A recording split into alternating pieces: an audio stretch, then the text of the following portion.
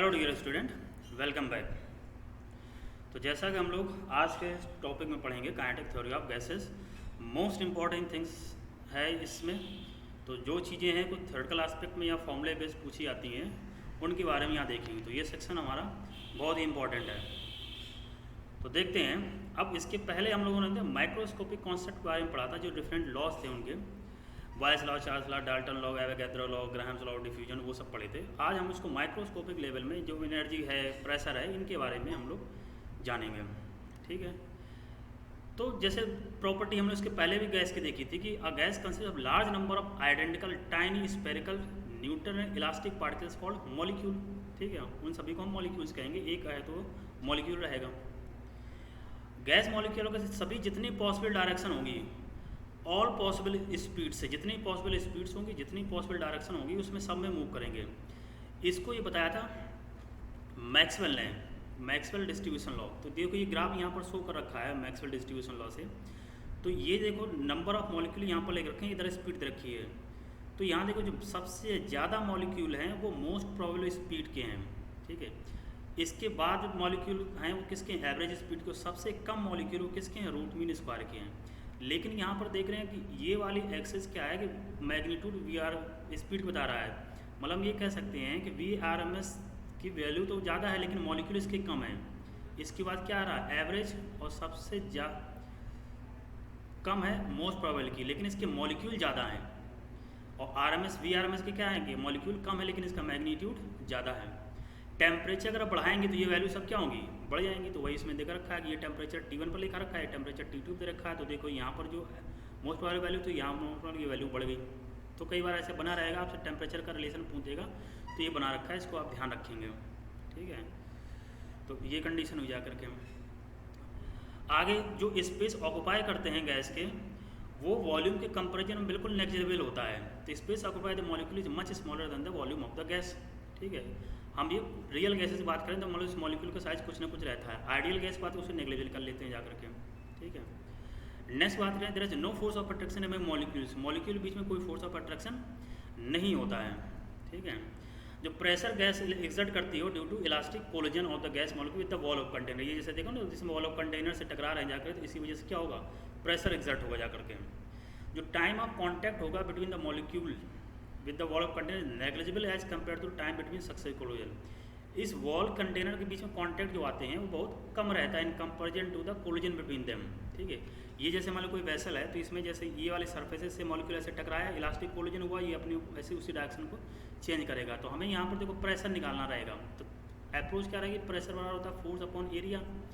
और फोर्स की बात करें, फोर्स क्या रहता है, rate of change of linear momentum, delta P upon delta T. ठीक है। और इधर रहेगा एरिया। मतलब सिंपल सी बात, हम क्या निकालेंगे, rate of change of linear momentum. अब यहाँ पर बात करेंगे rate of change of linear momentum की बात कर रहे हैं, तो डायरेक्शन अपनी बदल दे रहा है, उसी डायरेक्शन लौट जा रहा है। तो 2 टाइम्स हो जाएगा एक्स एक्सेस में, तो 2 mvx होगा। टाइम की बात करें तो एक साइड की एल मान रखा है, तो यहाँ से चल के ऐसे जाएगा, ऐसे लौट, टोटल डिस्टेंस कितना चलेगा, 2l। तो जो टाइम रहेगा वो हो जाएगा 2l अपॉन v। तो 2l अपॉन v, तो यहाँ पर अब देखो हम देखेंगे जा करके rate of change of linear momentum या फोर्स की बात कर रहे हैं, तो डेल्टा p हो गया जाकर के 2 mvx अपॉन t हो गया 2l अपॉन v। तो v ऊपर पहुँचेगा जाकर vx हो जाएगा, 2 से 2 कैंसिल आउट हो जाएगा। कैंसिल आउट होने पर देखो f x एक्सिस के लॉन्ग निकाल रहे हैं, तो mvx vx स्क्वायर हो गया। तो ये देखो पहुँच जाएगा mvx स्क्वायर, और नीचे कितना रहेगा जाकर के l। तो ये x एक्सिस के लॉन्ग आया फोर्स। अब फोर्स आया तो उसका हम क्या निकालेंगे, एरिया।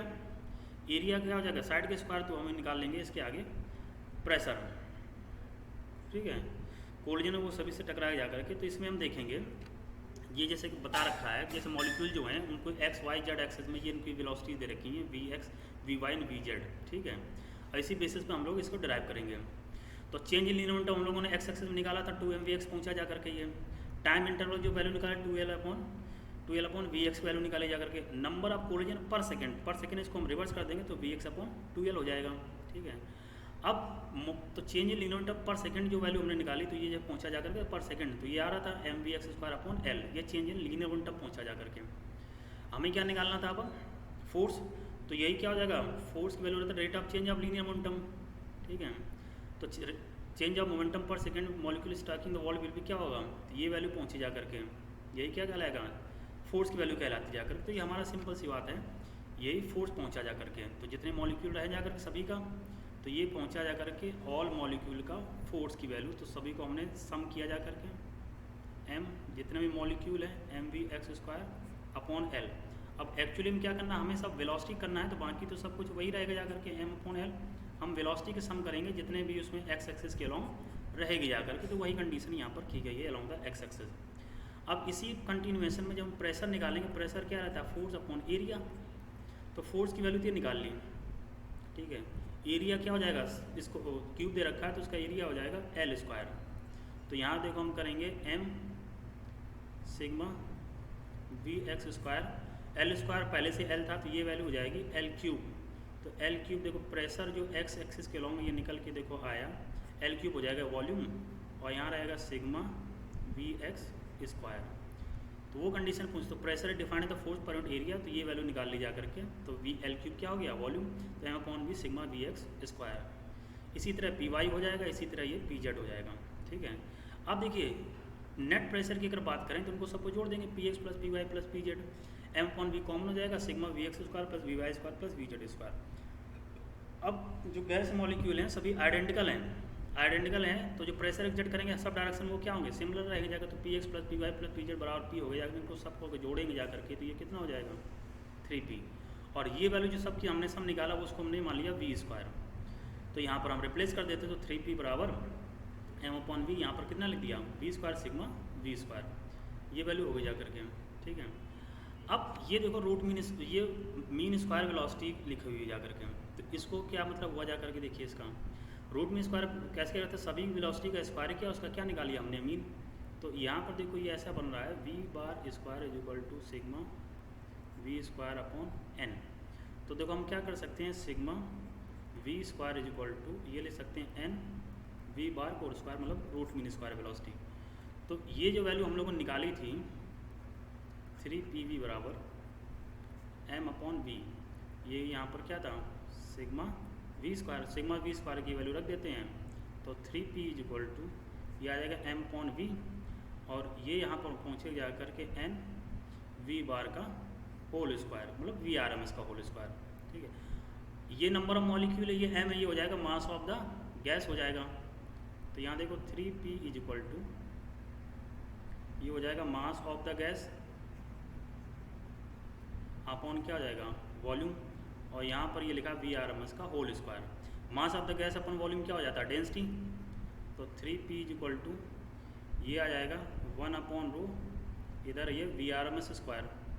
तो यहाँ देखो हम लोग Vrms की वैल्यू निकाल लेते हैं, ठीक है। तो ये कंडीशन जो पहुँची जा करके, ठीक है। तो ये कंडीशन जो पहुँची जा करके इसको जो है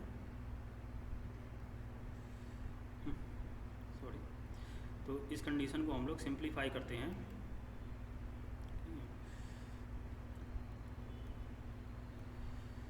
ठीक है। ये निकाला, ये वैल्यू निकल गई v²। तो यहाँ पर हम लोग इसको सिंप्लीफाई करते हैं, तो मास अपॉन वॉल्यूम क्या हो जाएगा डेंसिटी, तो ये आ जाएगा डेंसिटी v²। तो v² = ये आ जाएगा 3p/ρ, ठीक है।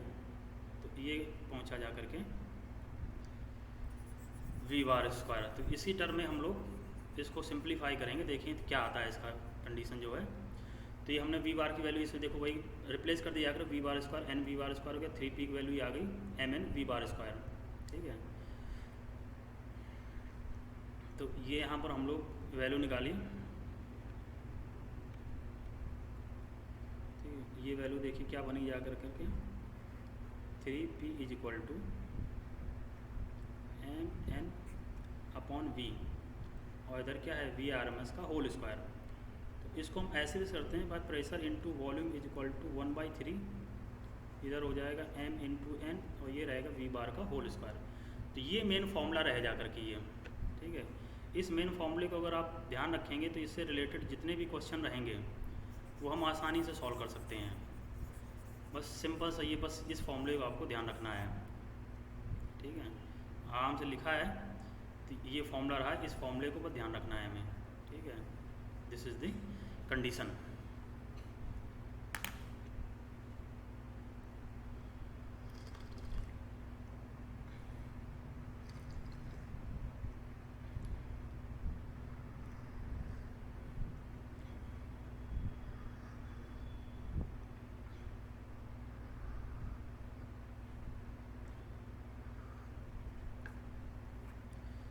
ठीक है, आगे बढ़ते हैं।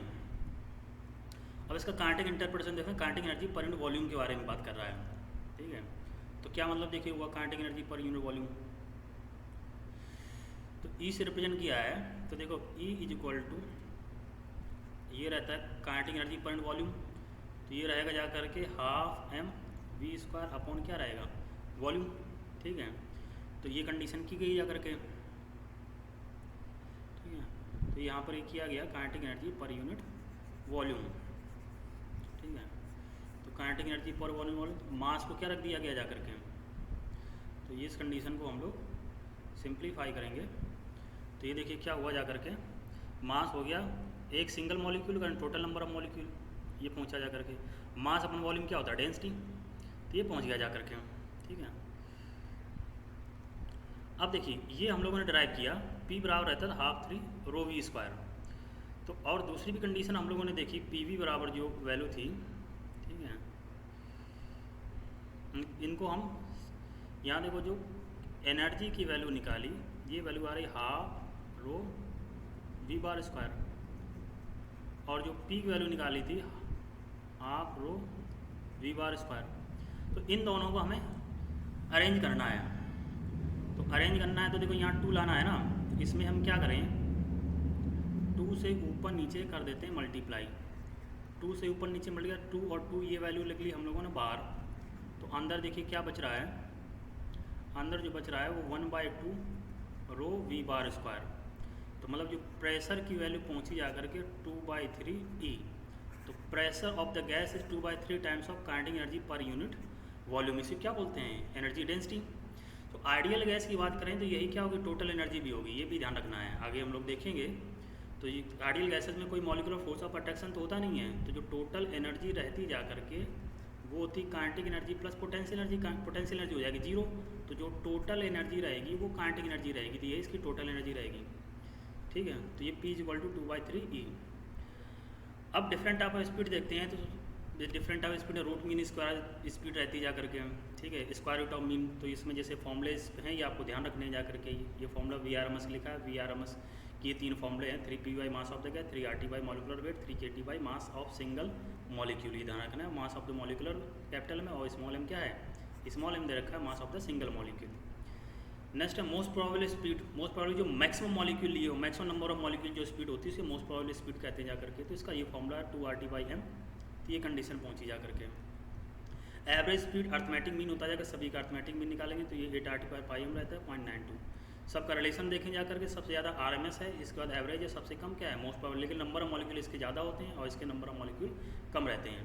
अब ये कंडीशन है, यहाँ पर जो VE लिखा है ये इसके वेलोसिटी है, दिस इज द इसके वेलोसिटी।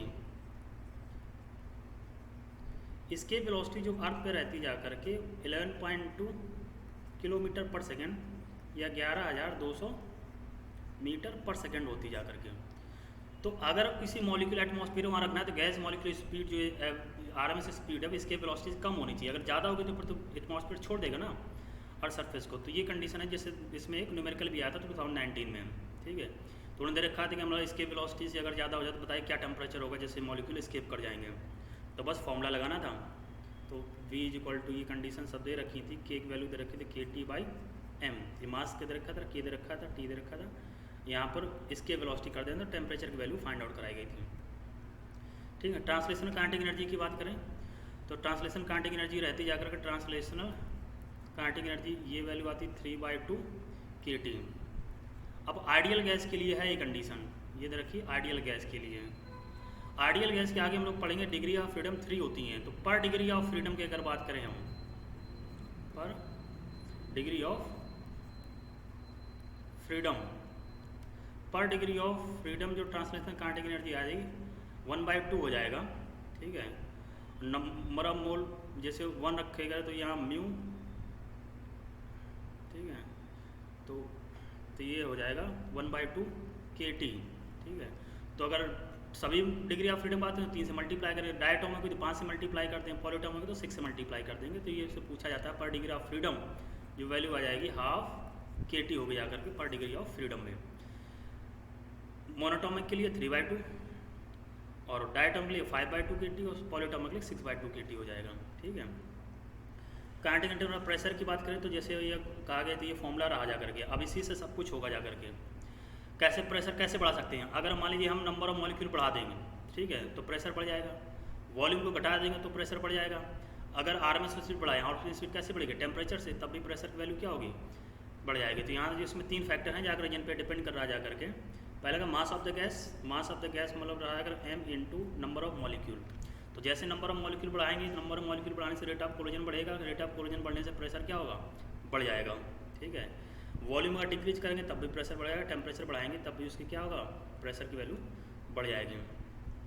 मीन फ्री पाथ क्या होता है कि जो ब्राउन मूवमेंट होता है जब ऐसे टकरा रहे होते हैं जाकर के इस तरह के जिग जैग मोशन में, तो 2 कोलिजन के बीच की जो डिस्टेंस आती है उसे बोलते हैं mean free path. Molecule 2 successive collision is called mean free path. अब इसका फॉर्मूला पूछा जाता है तो मीन फ्री पाथ का फॉर्मूला आता है 1/√2 पाई d² इंटू n। यहाँ जो n रहता है ये नंबर ऑफ मॉलिक्यूल पर यूनिट वॉल्यूम रहता है। तो ये जैसे फॉर्मूला हम लोगों ने ड्राइव किया था स्मॉल n, यहाँ क्या होता था KT। तो अगर n को हम रिप्लेस करना चाहें तो P/, क्या हो जाएगा, KT। तो यहाँ देखिए मीन फ्री पाथ हो जाएगा 1/√2 पाई, इधर हो गया डायमीटर d और n की जगह रखा P/KT चला जाएगा ऊपर। तो ये फॉर्मूला इसका बन जाएगा। तो एक ये फॉर्मूला बन रखा है λ/1/√2, ठीक है। और दूसरा फॉर्मूला ये कहा गया उसको हम लोग यहाँ पर लिख दे रहे हैं, ये बोल्ट्जमैन कांस्टेंट KT अपॉन हो जाएगा √2 और यहाँ हो जाएगा पाई, ये डायमीटर का होल स्क्वायर और इधर क्या जाएगा, प्रेशर P। तो मीन फ्री पाथ है इन्वर्सली प्रोपोर्शनल टू डायमीटर का होल स्क्वायर, ये हम सिंपली बात करते हैं रेडियस का होल स्क्वायर, यही पूछा गया था कई बार और न्यूमेरिकल भी इस पे आ जाता है, where D is the diameter, ठीक है। Thank you. तो ये कंडीशन रह जाकर के काइनेटिक थ्योरी ऑफ गैसेस में। अब इससे जो डिग्री ऑफ फ्रीडम है और ये स्पेसिफिक हीट कैपेसिटी है, जो कुछ सिलेक्टिव इस पर क्वेश्चन बनते हैं उनको हम लोग नेक्स्ट सेशन में देखेंगे। तो ये ध्यान रखिए जैसे लिखा हुआ यहाँ पर success the sum of small effort repeated. आप जो भी आपकी क्षमता है जितना आप पढ़ ले रहे हैं उन्हीं को आप बार बार रिपीट करते रहिए, आपको कॉन्फिडेंस बढ़ेगा, आपको सक्सेस मिलेगी। तो बहुत सही लिखा हुआ है, success is the sum of small efforts repeated. जो भी स्मॉल एफर्ट को बार बार रिपीट करते हैं आपको एक दिन सक्सेस ज़रूर मिलेगी। Thank you. तो मिलते हैं नेक्स्ट सेशन।